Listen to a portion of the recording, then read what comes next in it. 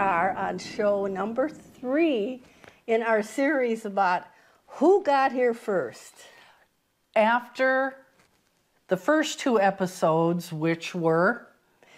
Well, the first one was about the Kensington runestone, and why don't you bring everybody up to date on that? Well, it's a rock that was found. There's 2 stones that were actually found, one in Minnesota and one, I think, out in Maine or someplace. Was there not? I think so, but the one that gets all the attention is the one in Minnesota. Yes, yes. And then who was the second program?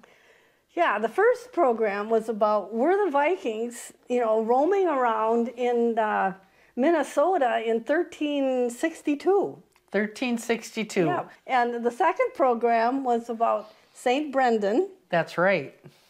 And he supposedly sailed from Ireland, and I think it was 564. So that predates the Vikings. The Vikings, yes. And the runestone theory. Right.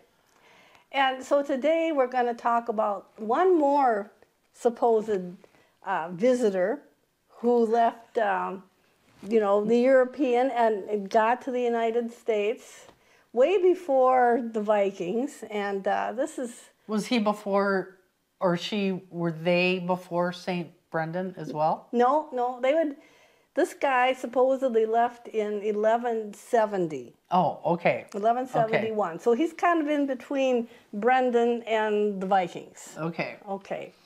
And this is an episode of the History Files. And before we go any farther, Mary, we've got to make our disclaimer. Oh, we have a disclaimer now. Right. What is it? Well, if you're sitting there and you think, what is going on here? If you're expecting a show that is all slick and beautifully produced, Our programs are beautifully produced. Not like somebody from, CBS or something. Let's face it, we're here in my living room. So. Yes, we are, with the ambiance of the fireplace. Yeah, and we never know. Is my husband going to walk by on the way to the bathroom or something? So I'm just warning people that if you're expecting something that is really slick with perfect makeup and hair, you might as well get that remote right now and watch... Flip.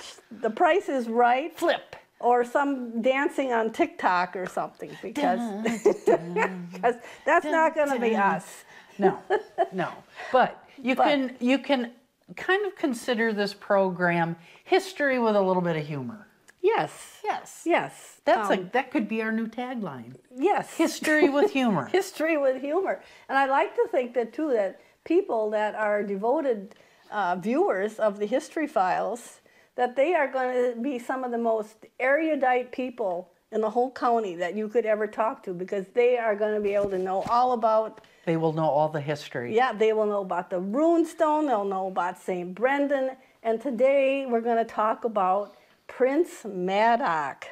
Prince Madoc. Yeah. Okay, so we have royalty. He's a prince. Yep. Madoc. Yep. What nationality would be Madoc?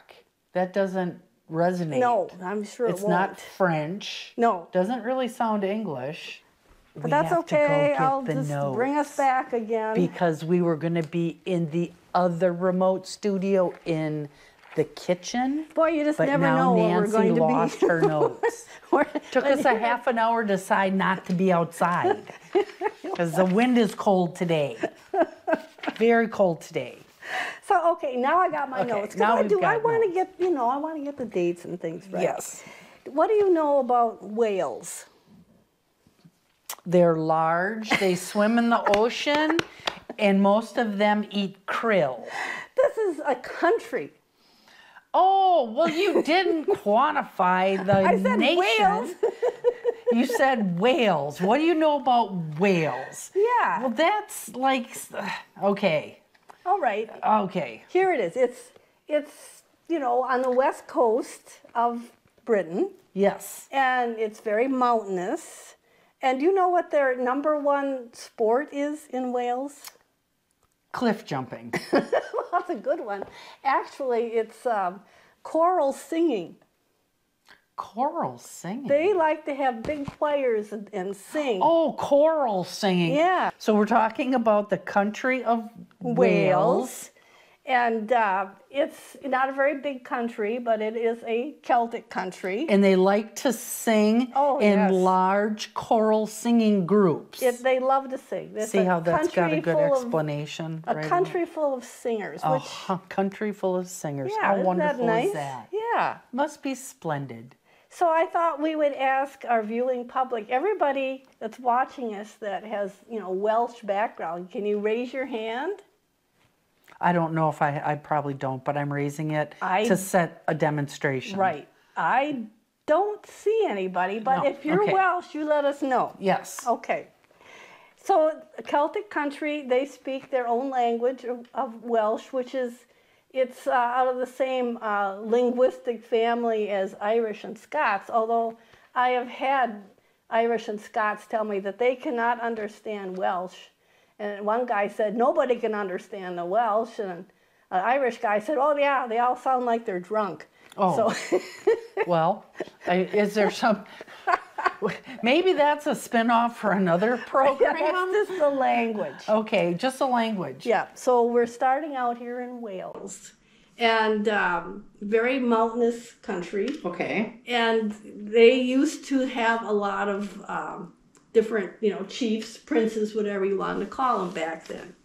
Well, this happened in the 1100s. There was a fellow, he was called Owen the Great, Owen Gwynedd. And he was kind of like a chief or a small king, whatever you want to call him. He had 19 children. Wow. Yeah. Okay, that's a lot of kids. Yeah, but the thing that's interesting is back then in Wales, there was no such thing as an illegitimate child. If your parents weren't married, it didn't matter. They did not have cast any aspersions on children that were not born to people that had been married, in a church or something.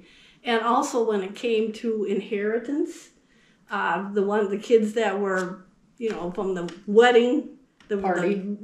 From the wife. Right. They weren't any more entitled to things that the kids that were by women that didn't quite make it in the church. Okay. So I thought that was interesting. Yeah. I thought for a minute there you were going to say, and women could own property, but I would think we're a few centuries off of that. But it's good that the kids were recognized, even though they were from an out-of-wedlock situation. It's not like the kids had anything that they could do about it, right? Well, you know, there was a time when they used to whisk young women off to special schools. It was that. Yeah. But the Welsh didn't do that, which I thought was pretty cool. That's pretty liberating. Yeah. So, unfortunately, Owen the Great, he died in around 1170.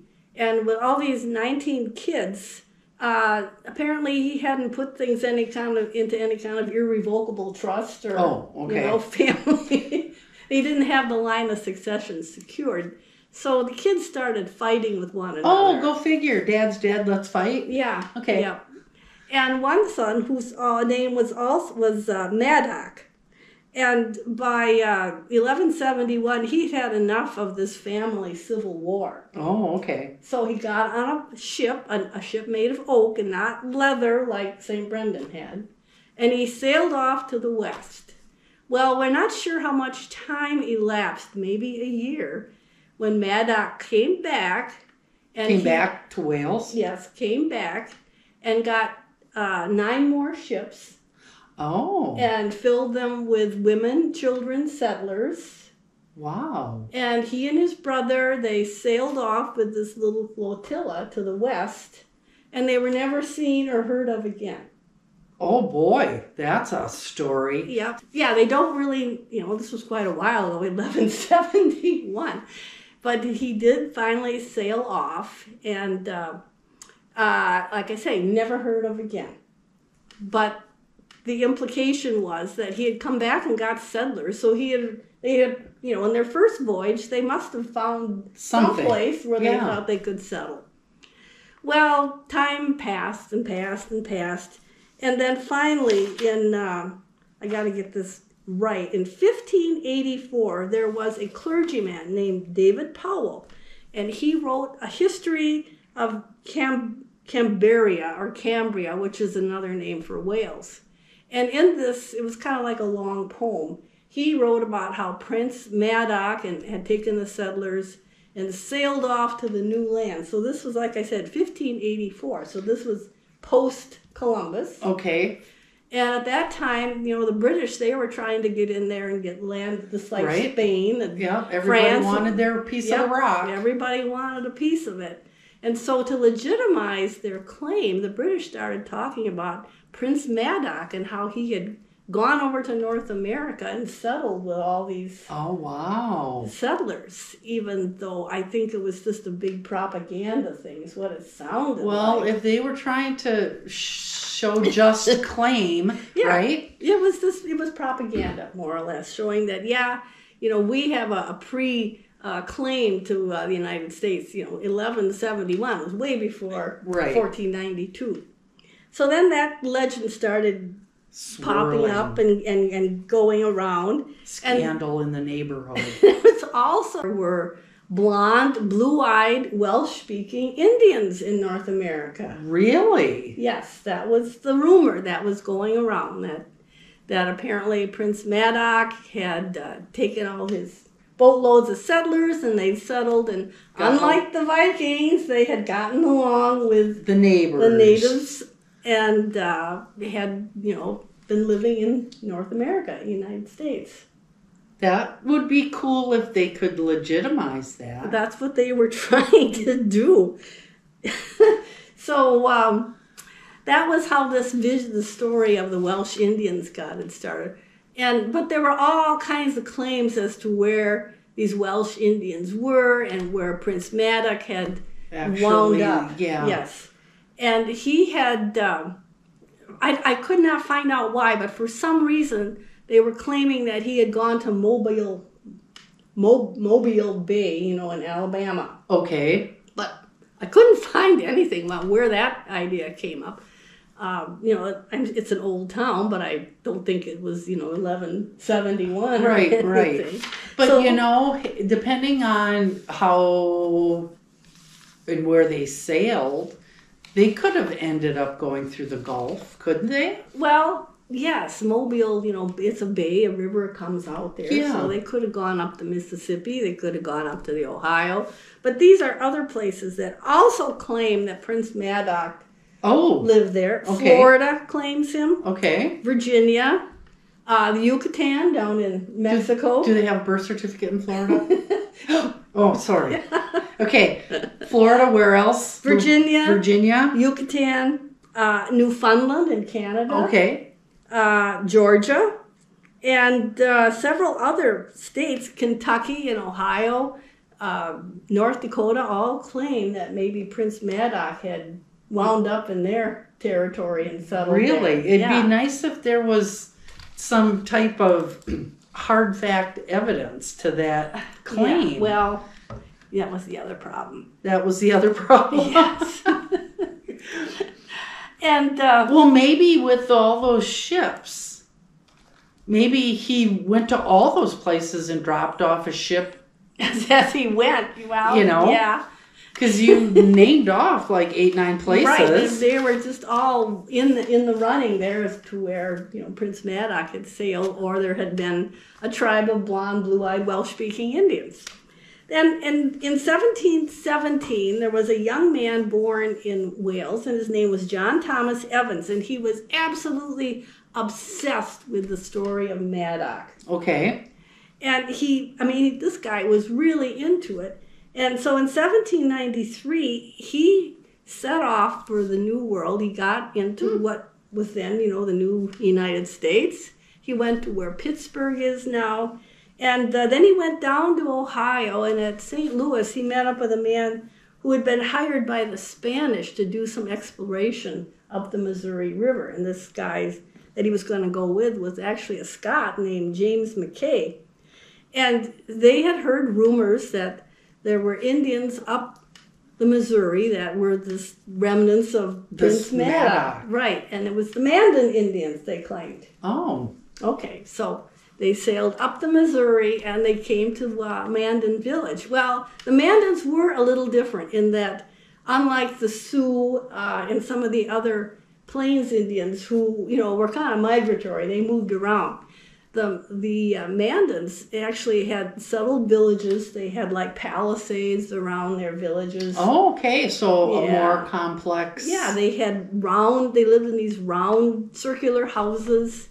And the thing that really got them was instead of canoes, the Mandans used these round boats that were made out of reeds. And these boats were a lot like what the old timers in Wales and Ireland had used. Oh. The coracles, they called them. These round boats that were quite flexible. And in this case, they weren't made out of oxhide. The Mandans made them out of like reeds and, like. Probably reed canary grass. Yeah, right, yeah, probably. So the Mandans, so they went to this Mandan village and everything. But they weren't blonde and they weren't blue-eyed and they certainly weren't speaking Welsh. Okay. Unfortunately, in 1837, there was a terrible smallpox epidemic. Oh, no. And it hit the Mandan village, and it wiped out all but, they thought, 100 people. Oh, my goodness. It just about wiped out the entire tribe. And the remainder, the people that didn't die, they went and moved in with other tribes like the Hidatsa and the Sioux. And so there is no really any way you could test like DNA or anything today because so many of them had been wiped out. And scattered to the wind. More or less, yeah. Wow. So they, the idea was, these were even Thomas Jefferson had, when he sent Lewis and Clark off on their expedition, he wanted them to see if they could find these Welsh Indians. They were really obsessed with this idea. So, but this always the story about, it's the next tribe around the bend that when you get up there, they're going to be speaking Welsh and they've got, they dress like Welshmen and all. But to have Welsh traditional things or patterned, that could be an indicator that there was actually a contact made, right? It could be, but they never found a Native American language that was full of Welsh words. Oh, okay. That never happened.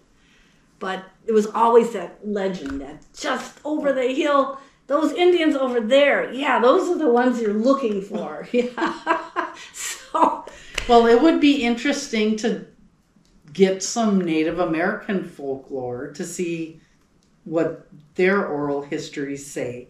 Well, that's true. But the poor Mandans, the one that everybody said, yes, these are the ones, they were pretty much wiped out by smallpox.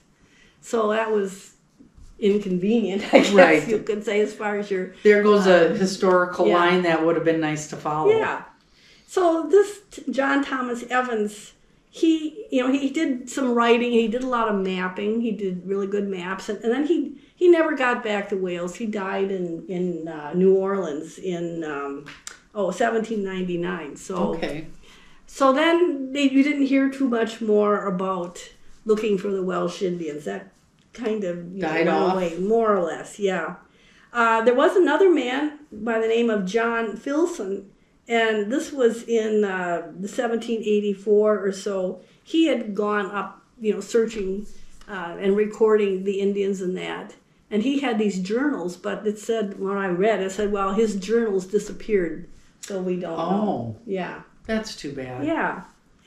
So then there was another, let's see, this was in 1912. Here's the kink. Okay. Oh, I knew something was coming. Nancy doesn't ever set one of these up unless she's got a twist. Well, I didn't make this up. This is just what I found with my research. There was a man by the name of Crecilius, and he lived in Ohio.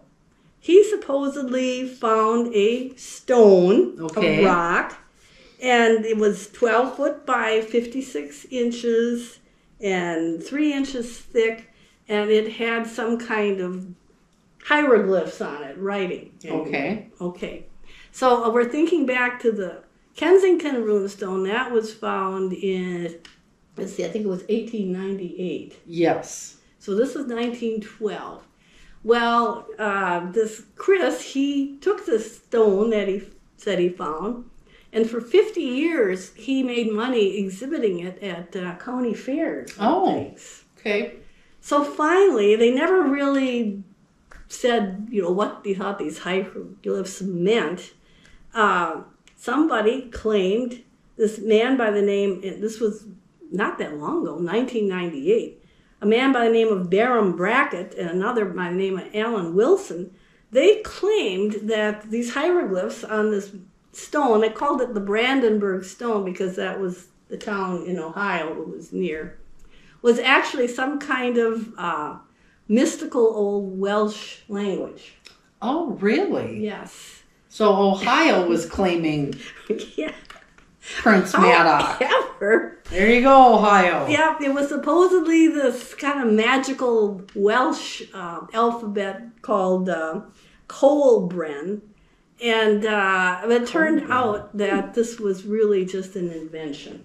Oh, so something these guys cooked up? More or less, yeah. Aww. So, But for 50 years, they were making money off a cooked up story. right. Well, you got to give them credit for that, Yeah. right?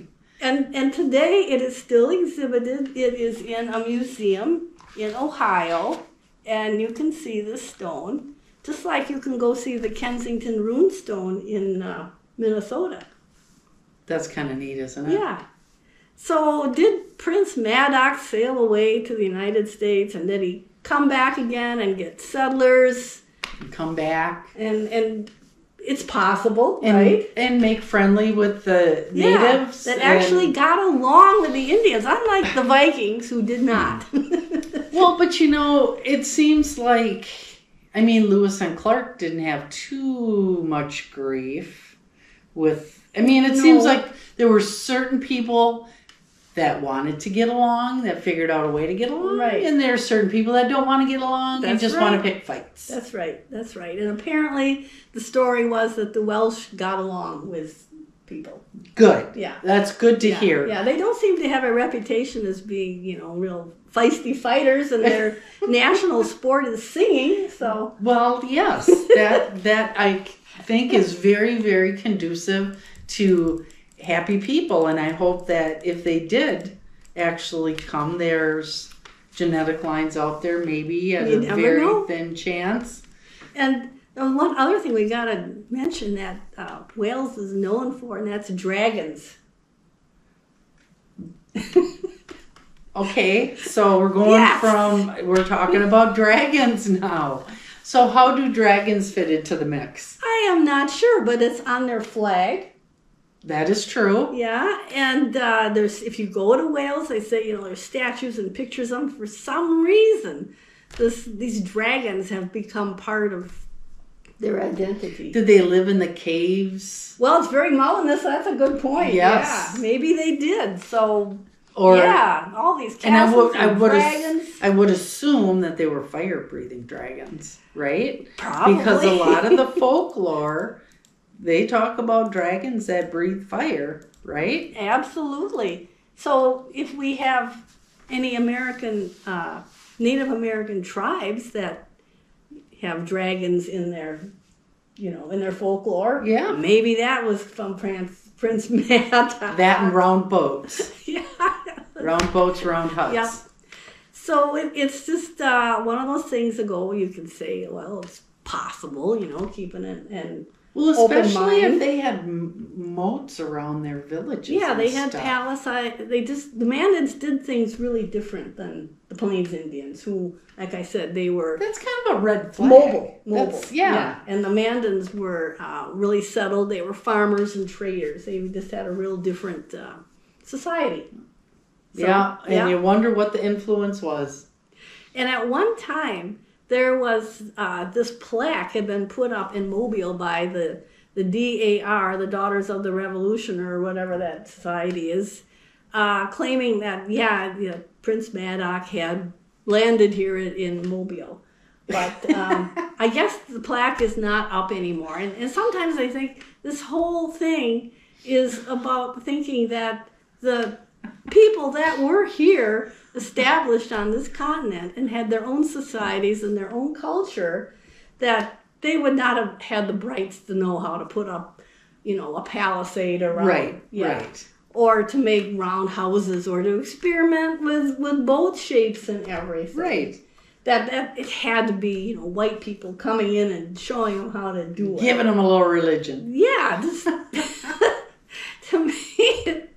So that's kind of the whole story of Prince Madoc. And like I say, if you have Welsh heritage, maybe you've already heard of Prince Madoc, but I don't. And maybe you're related to him. Yeah, could be. Yeah. They go way, way back on those that get your finger poked or the DNA, swab. a little spit and find out exactly where you came from.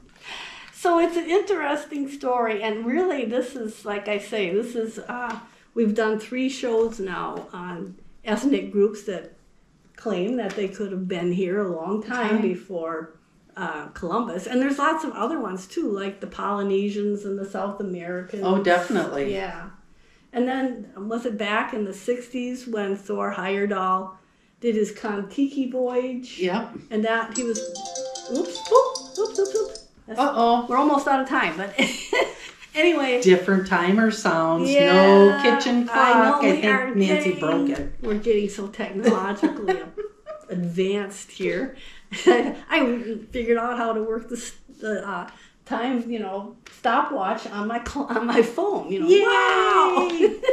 But anyway, Thor Heyerdahl, he sailed that papyrus boat. Yes. From the Mediterranean to North America, and he was showing that it was possible that the Phoenicians or the Egyptians could have done this too. Absolutely. Yeah. So I think the bottom line here was that Columbus was not the first. No, and there was already advanced societies living here, doing their thing in their way. It was just different. Yeah. Yeah. But we don't like to lose. We're not going down that rabbit hole. No. I am perfectly fine with my Polish and Norwegian heritage as being maybe the 1,000th generation. Yeah. Population type. Yeah. To cross over. And so far, I have not been able to find any stories or legends about Polish sailors that made it to the North America before Columbus. But maybe somebody out there does. That's because the Polish are peaceable people. And we like to stay home. And they were pretty far inland, too. Yes, they were. Yeah. We were not a seafaring people. No. So this is our story of Prince Madoc. And if you haven't seen the previous 2 episodes, the ones about the Kensington Runestone or St. Brendan, I'll give you a little link here so that you can watch them. And like I say, these programs, I'm sure that they're going to be setting off all kinds of conversations around the county about who got here first. Absolutely. Yes. Absolutely. There's no reason that couldn't have been the Vikings, and no reason that couldn't have been those Irish monks. And who knows where Prince Madoc went to. The Irish monks. Yes. Yeah. They were sneaky. They were floating around trying to find new places to not talk. Right. Find places to suffer. That's why they got along with everybody. Yeah. So that they could suffer. They just wanted to go and suffer. So. Well, thank you so much for joining us today on the History Files. And pretty soon, Mary and I are going to be outside again. That's right. Yay.